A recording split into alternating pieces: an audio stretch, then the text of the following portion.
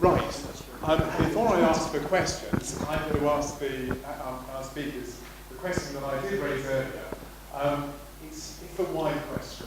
Why are we worried about pollution from runoff? Can you give me some really hard-hitting facts or examples or case studies or histories? Anyway, right, and this is really to address the people who aren't here as well. The skeptics who just don't believe that this really is, we're going through it. Do you want me to jump in? Well, having been to okay. Having been to the United States of America on 2 sustainable drainage case studies, if there isn't a problem, then they've spent an awful lot of money or wasted an awful lot of money addressing a problem that doesn't exist. Let me tell you how far it's gone in America. In some states, in some sensitive areas, they've even got a term called superficial cleaning, even using sonication, which is sound, to remove contaminants. They've got a lot of plant that's evolved. Some of them are just simple vacuum plant that will clean, after a dry spell, it will clean a sensitive highway of contaminants before it rains. And that includes, and imagine this for us, when we grit or salt the roads in the winter in a sensitive area, imagine what that does when it rains. That's like napalm on the water course or the balancing pond or whatever. In some parts of America, they will try and remove as much of that contamination as they can before it rains. Now, if there isn't a problem, then somebody somewhere has got it very, very wrong. But from everything I've seen, and again, I'm not a chemist. I said earlier, Dr. John Sansaloni, put us firmly in our place. But I have seen people with far more knowledge in this subject than I have, and I've been humbled by what I don't know about the problem. So throw that out there for. Right, that's an intellectual authority, but the Americans know what they're doing, and they're doing that. Got any examples of actual damage? Yeah. Go for it. It's in America again, unfortunately. I also went on a jolly to America several years ago. And one of the places we went to was Maryland, which have always been seen as one of the leaders in, well, they call it best management practices. And the reason that there is a drive in Maryland to install sustainable drainage systems or best management practices is because the pollution from surface water drainage is one of the causes of degradation of the Chesapeake Bay. And there's lots of crabs live in the Chesapeake Bay, and the Americans like eating crab cakes, particularly in Maryland. It's a local delicacy. And what they found was that the pollution was affecting the crab population. So there is in certain areas there are clear indicators of damage, and I'm sure the Environment Agency have got more in this country. But in that is the other thing that did bring out was that there's been a massive information campaign, and that focus that it's damaging the crab population. You can't eat crab cakes anymore, or there aren't as many of them. That focus has actually helped the uptake of these systems, certainly around Maryland, and even to the extent that you've got gully. By a lot of gullies now, it says don't pour oil, it goes to the bay, or similar slogans. And I think that's one of the things that we need to do in this country. We need to focus on that public information and public education, so that these things are more widely accepted. Are we getting more convinced? How about the Environment Agency? I suppose. Well, as a couple of things. The Highways Agency has spent a couple of £1 million developing the HORAT tool, which some of you hopefully will have heard of. It's a risk assessment for their runoff and where they were installing their sort of SUDs. So they believe it, and we've made some very good water quality improvements around that. And also, when we've done assessments for the water bodies' failures, reasons for failure, you saw some of the data up there. Let's say 1,200 water bodies are failing from urban diffuse, and we estimate that round about half of that are from runoff problems. So it could be, you know, at least 6, maybe 800 water bodies failing for that we've got evidence for failing from runoff problems. So the evidence is clear; it's there. When we talk about failure, if I know nothing about water quality and I'm on highway side, what does failure mean? Well, under the Water Framework Directive, you can fail for chemical or ecological failure. So if there's an absence of little bugs and things like that, then you'll fail for sort of ecological failure. You can also fail for certain chemicals as well. So it can fail for either of those. I think how many parameters is there, Damian? I can't exactly remember the number, but it's a one out, all out. So if you fail, if it fails for ecological status, then it fails for everything. You see, so so that it's failing on both, and you'll see from the when you get in the urban runoff, you're seeing it can fail for things like copper, but it will generally fail for ecological status. So you're getting sort of no life in the river, or not an acceptable level of ecology. Yeah. Are we getting happy? Do you think they've made a convincing case for caused by pollution? Sir?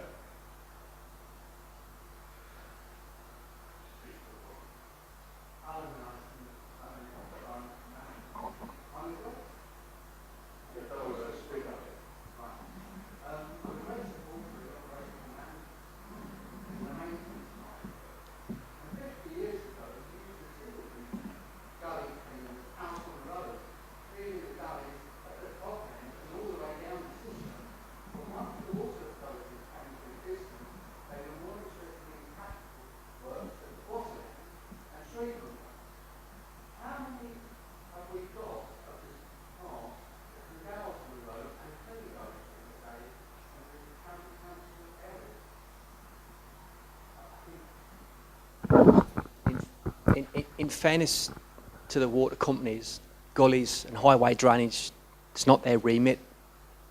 In many ways, you could spin it around, and these are some of the conclusions that we developed with Richard Ashley when we came back from America. Was, you know, whose surface water was it?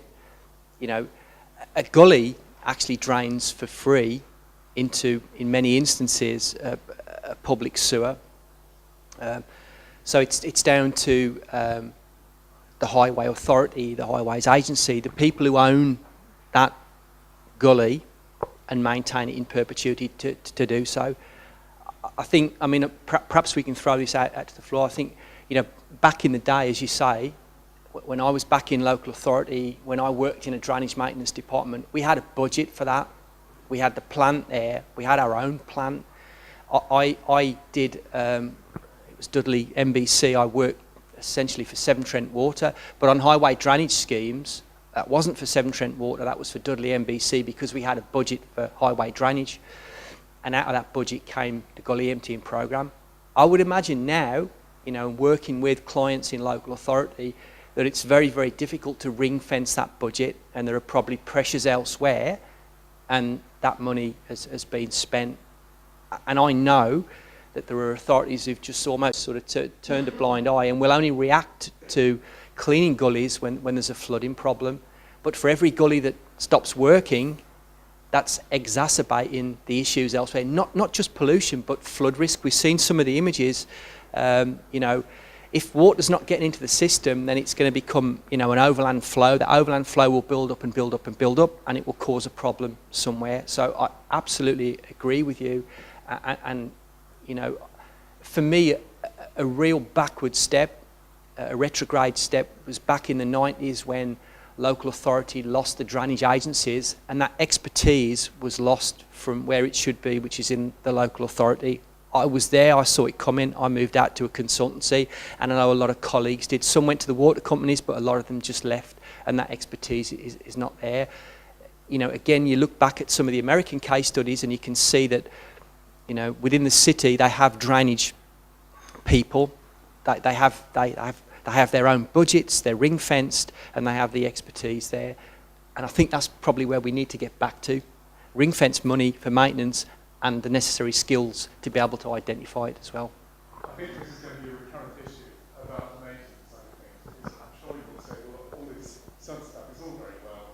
What about the maintenance? Just a short circuit of this maintenance issue.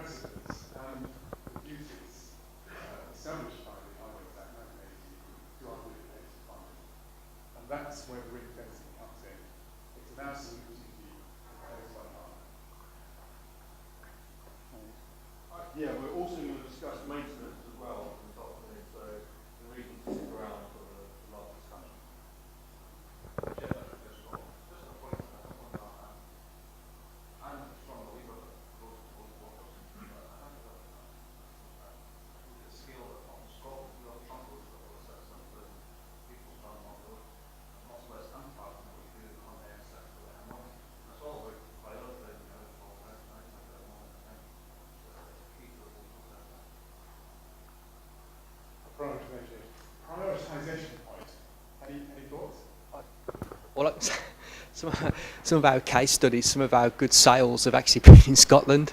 So there is obviously a need with SEPA for this, for the proprietary technology. I know it's been retrofitted as well as new built. So there's obviously still a need in Scotland. Yeah.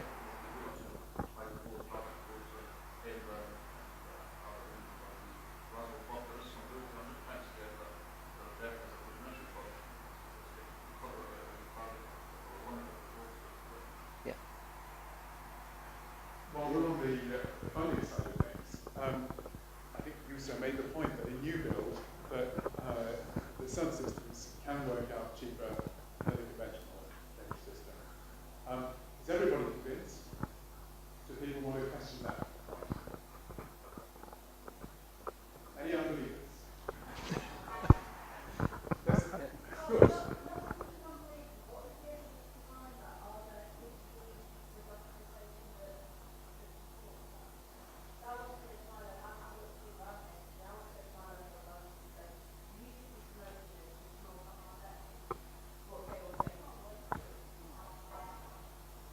Yeah, I mean, there are case studies. There's certainly been case studies in the past. I think there are some in the SUDS manual.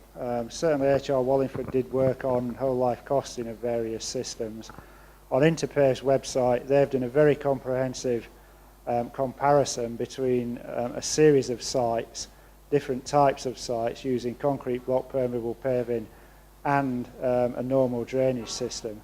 And then I think they got Scott Wilson's to design those schemes, and then got a quantity surveyor or a cost consultant, whatever they're called these days, to actually price it up. And in all but one case, I think it was either cheaper or cost neutral. We did some work for DCLG on driveways when they brought the legislation about paving driveways in a few years ago. The impact assessment for that shows that the construction is generally cost neutral, the same. So there is evidence out there, but I think one of the issues I have is people want this magic number. How much does a swale cost? How much does a pond cost? You will never ever have a number like that. It is entirely site specific, and you need to do a cost comparison on a site specific basis. But it has got to be a proper SUD system, as I said, not an end-of-line wetland or pond that is a big hole in the ground, because that will be more expensive. There's also, on the SUD's website, there's also a number of case studies on there. One of them is the Land Road, which has been heavily monitored, looking at the performance there. And within there, they're talking about a 10% saving in terms of the capital cost of that. And the issue, or the good thing with that, is that that was a retrofit scheme, as much that the SUD layout was already, the site layout was already there. They had to fit the SUD scheme around that. So if that was done properly in early consultation, I suspect those savings would be greater. There's also, on the SUD's website, if you go to performance at the bottom, there's also access to a number of the DEFRA case studies that looked at a comparison. So there is growing evidence, but it's such a thing to get SUDs in the ground.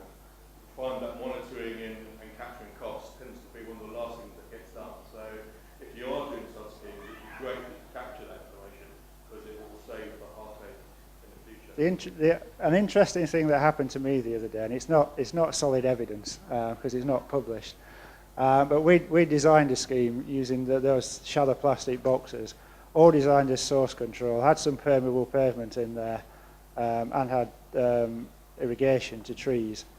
And the contractor had never seen this before, came in, don't like that, told the client it was a load of rubbish, it was unbuildable, and told the client how expensive it was, and that he would he would value engineer the scheme to produce a drainage system that did the attenuation, but would be cheaper. He's now a bit embarrassed because the client is asking him questions why his value engineered scheme is more expensive than the proper SUD system. So there is a lot of evidence there. But just one other point, Lamb Grove actually has multifunctional areas part of the open space, and it's part of the play area as well, isn't it, from memory? Part of the play area is actually a basin for attenuating water. And that's the kind of thing that we need to think about. So not only do we have to get professionals out of their own silos, we actually start having to take land use out of its silo mentality as well. Because without that, you won't get successful schemes. And I think a key issue is, not forgetting, for example, a developer who's going to be putting a lot of money into a site, and there has to be a return on that development, to make it worthwhile. And this will hopefully be a function of the SUDS approving body when it comes in, is thinking early enough, planning early enough, getting the landscape architect together with the drainage engineer, the site master planner, getting everybody to work together and making space for SUDS on a development as early as possible. And where it is a problem, where there is a tipping point for the economic return, that everybody acknowledges that for a particular site, perhaps something does need to be covered because you need to build over it. And again, it's this, there is not one size fits all.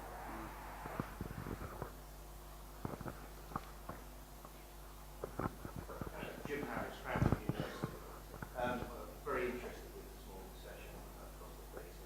I think it's vital that we include consideration of urban areas within natural capital systems services.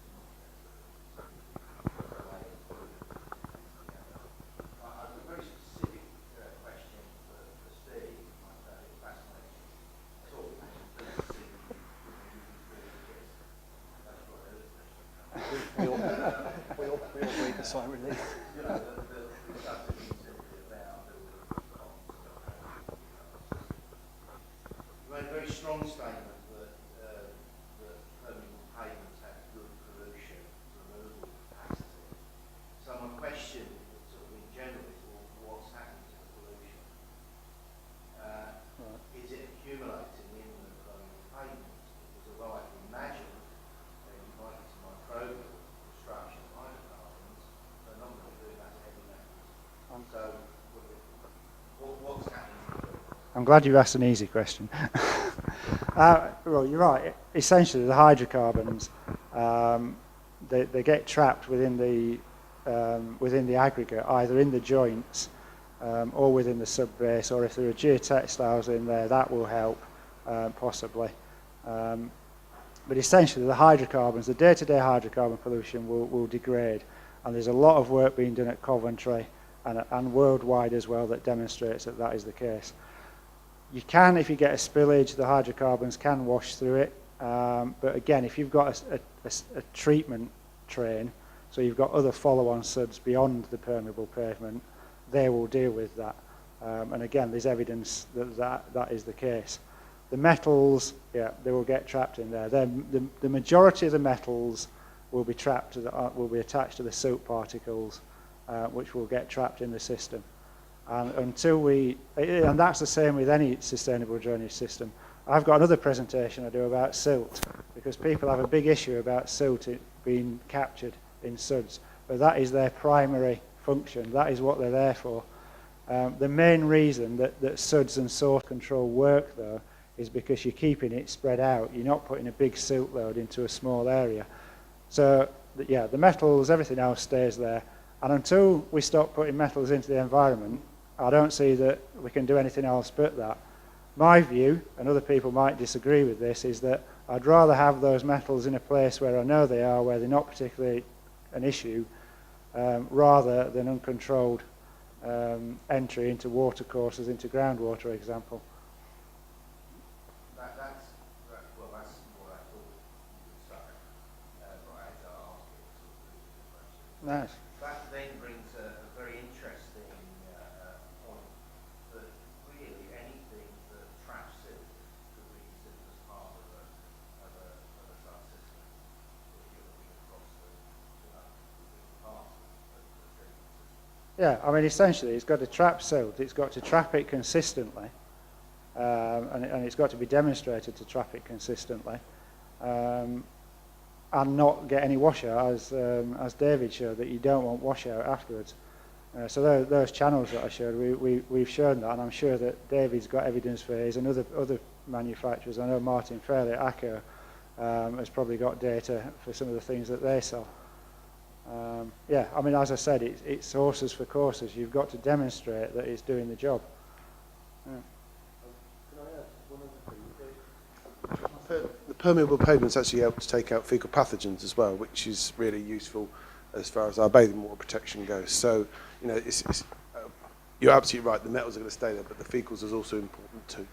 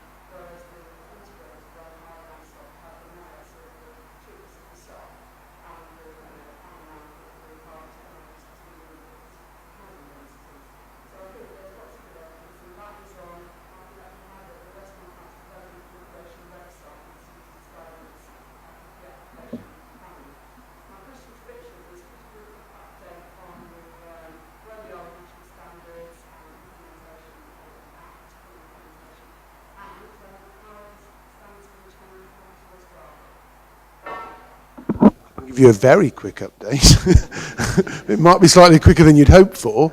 As in the SUDS is not the team I'm responsible for. I sit near them, but I can tell you what I've picked up, that it's not coming in October. I think they promised a 6-month lead, did they, for this? And they're still going through the consultation responses. I think they received, 300 was it? Yeah, something like that. And coming in from very different directions. It'd probably be the commencement date. What would be the next commencement date? April, would it? I think. Something like that, maybe. So that's perhaps the next date they're going to look for. I can't comment on the change of the standards. I know there's been debate on this sort of affordability angle, which has been caused a lot of contention. But as for the rest of it, it's not my policy area. I wouldn't want to sort of lead you up the garden path, so to speak.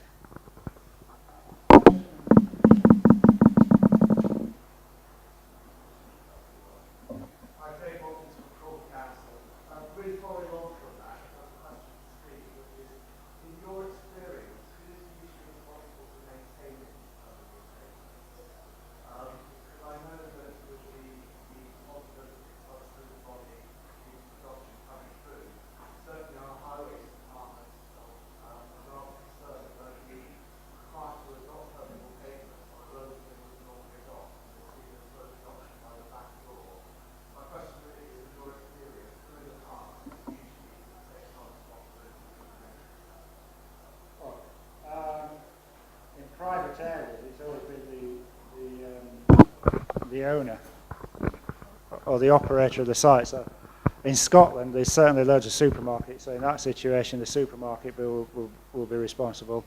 If the road has been adopted, there's a guy behind you, Gordon there, is very experienced at adopting and maintaining permeable pavement. So he's probably the best person to speak to answer that question.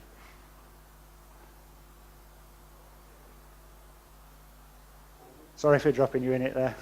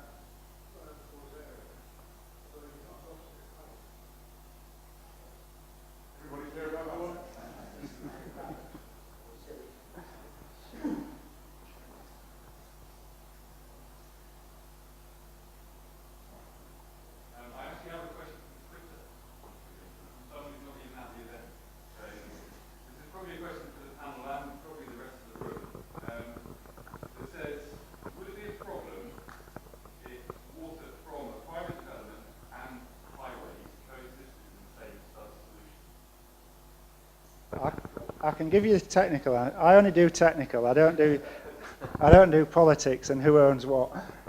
Technically, it's not a problem. But I think this whole discussion is bringing out something that I think is particularly stupid about the way drainage and highways and everything else is separated out. We just want one local authority, and Dave's a local authority man. I started off in a local authority. We want one local authority that's responsible for the lot, and it would get rid of a lot of these problems. But that's probably a bit contentious.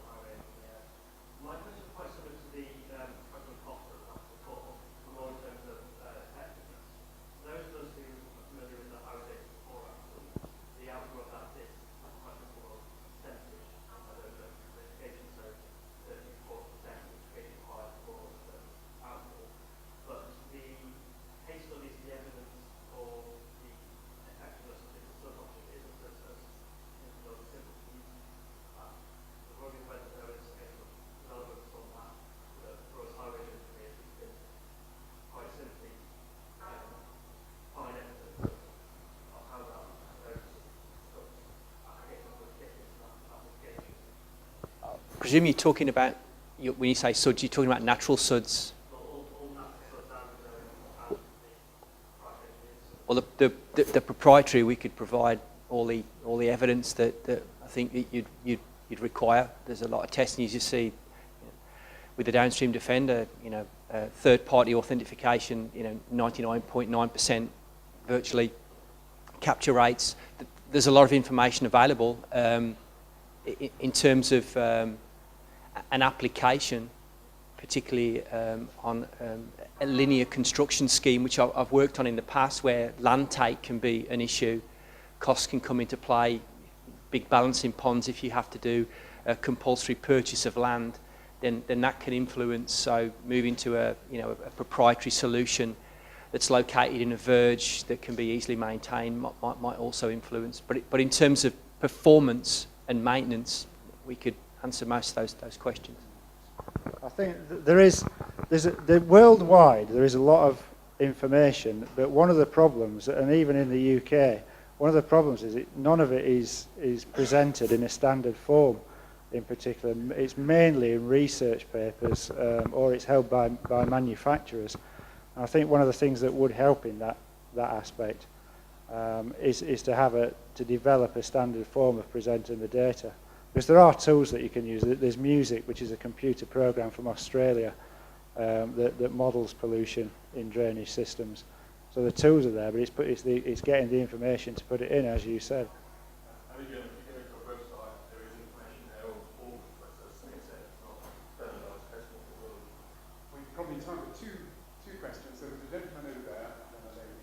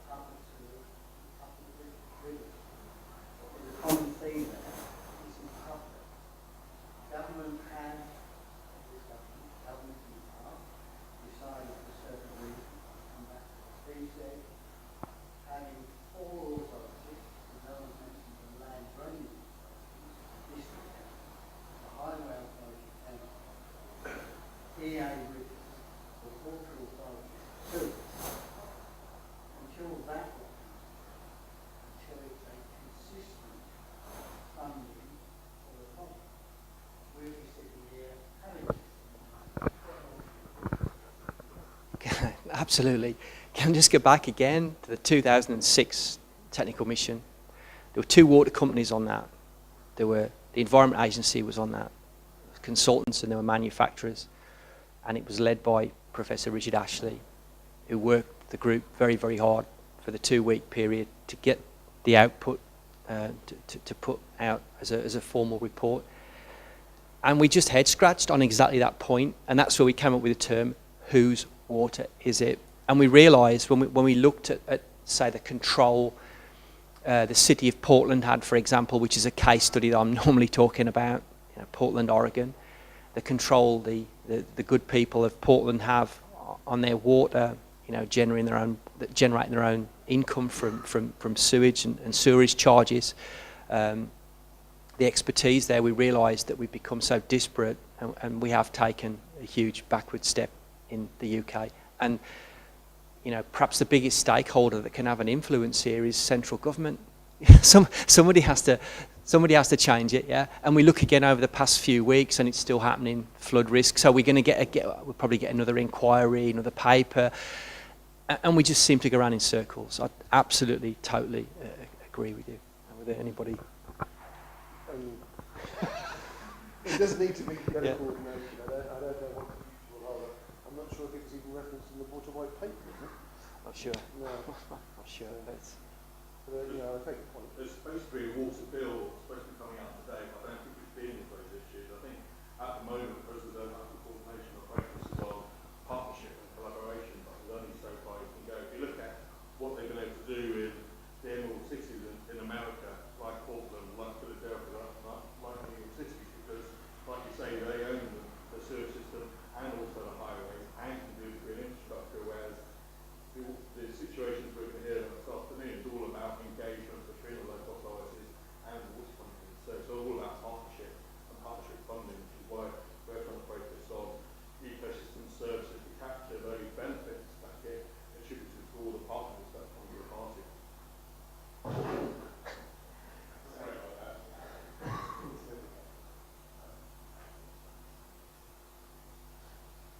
The Environment Agency just wants to clarify a few things in recent questions. We've just initiated a project, a collaborative project with the Environment Agency and Highways Agency in Deborah, and hopefully when we finish the project we'll help to answer some of these questions. The first thing we're looking at is prioritising our called nationalists. So, talking in Wales, Bristol are pensions with 40,000 highway households causing contributing significant water pollution across that area. We need to work out which is fix first. We can't fix 40,000 households all in one hit.